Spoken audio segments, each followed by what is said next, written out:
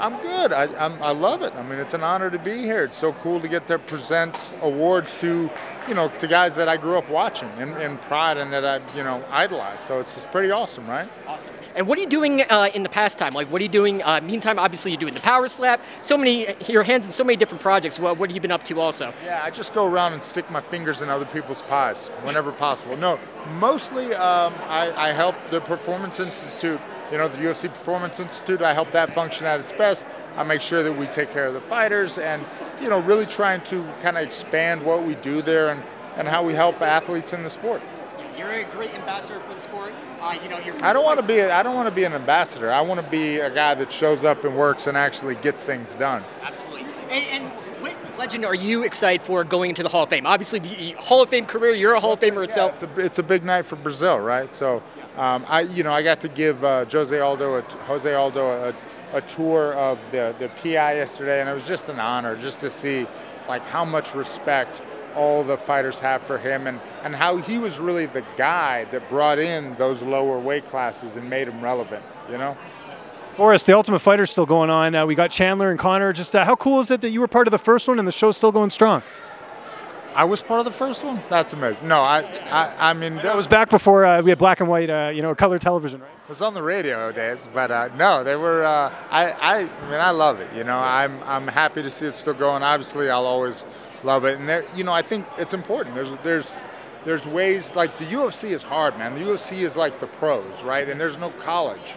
So it's kind of a way to test yourself in the Contender, in the Ultimate Fighter. It's a way to test yourself, your skills, see where you are, and maybe you need to take a year back. So what I really like is when those guys from the UFC or Contender bounce out, and then they come back and get signed a year later, and they've matured, and they've figured out what they need to improve on and what they need to change to improve on that. It's a big deal, man. I like the veteran concept where they bring guys like you were kind of talking about that, just because you already know who they are, and you kind of want to root for like a Kurt Hollabaugh or some of these guys that were in the UFC and trying to work their way back. You nod in your head. I think you agree here. 1,000%. I love seeing those guys get a second chance. I mean, what was it? Season 4 was the comeback, and so I love it.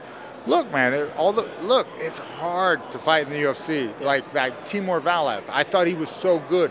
Hey, he fought tough people. He caught tough matchups. He caught tough breaks. And, it's like I was surprised to see him go. But, man, UFC's, it's good to get second. Just last one for me. Should they bring the challenges back, carrying wood on the beach and all that? That was pretty legendary in your season. I fast forward through them when they do them, so I'm going to say no. Fair enough, fair enough. What is it like to be honoring the Nogueira brothers? Obviously, they're up for the Forrest Griffin Community Award at the Hall of Fame. They're up for it, and I think they're going to win it. I think they're going to do it. No, they're, Got a career in comedy? Yeah, right? It's an honor, man. It's so cool, right? Those guys are awesome. I grew up watching them, like literally grew up watching them.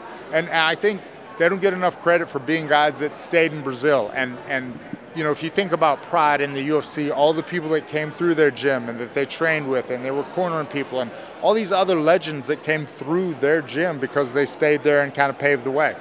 Did Sam Hoger ever give back your merchandise? He did not. He did not. But I saw him. It's all cool.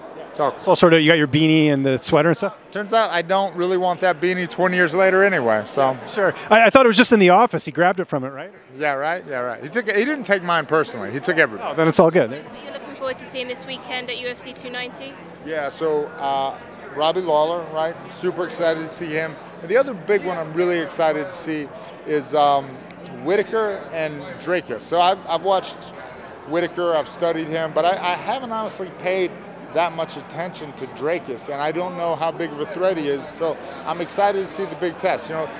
The fight that I really took from that was when he beat Brad Tavares. That was a very nice fight, convincing fight. But no, I'm just excited to see what's going to happen with that one. What about the main event? Obviously, they're both stylistically very different. Yeah. Volkanovski and Yair Rodriguez. How do you think that plays out on the night? That's a great question. If I really knew, I would probably be at the sportsbook. No, I couldn't. But no, I don't know. I just hope it's an amazing fight, and I'm happy to help both guys. You mentioned back here. So you mentioned how hard it is to get into the UFC.